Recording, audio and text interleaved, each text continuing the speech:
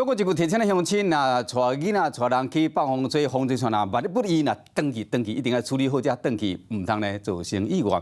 过来关心立法院的消息，今日早起，驻美代表处这个驻美代表萧美琴到立法院甲外交国防委员会去做简报，报告台湾甲美国的关系。风声讲美国的众议院美中战略竞争特别委员会有这个意思要来台湾做访问这个代志。萧美琴表示讲，美国的议员真关心台湾，嘛真支持台湾。访问的细节也未开始规划，若讲有定案，驻美代表处就会做上个适当的安排。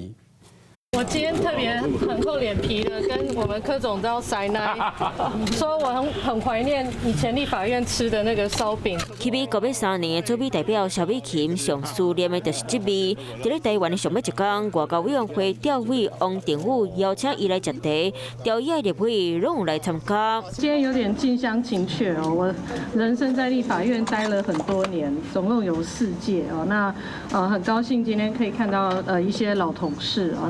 往立法院和调议委员做工会交流。我那边今年都还没下雪，难怪看得到纹路，难怪气球看得见。不过那个是在比较北边的地方。那关注中国加几个事件，传出美国众议美中战略竞争特别委员会冇意思想要来台湾访问，甚至可能在台湾举办听证会。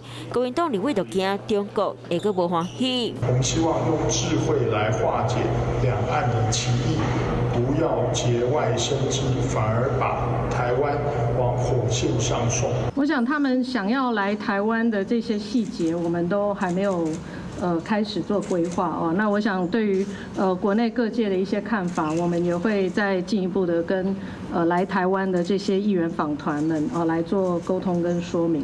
最近到来台湾报告工会萧美琴，外界嘛关心到来台湾这段时间，敢有含副总统赖清德在咧参详2024一项审批问题。我这次回台湾后，我已经讲很清楚，我是因应公务哦，那也就台美关系很多的面向来跟台湾各界交换意见。到来台湾这段时间，敢若嘛是有新人有含赖清德见面，对2024无甲话打真案，嘛外界感觉赖萧配可能会成。我是吴一璇，想要收看最新第一手的讯息，赶快加入华视新闻 YouTube 频道，按赞，开启小铃铛，最专业的主播群说新闻给你听。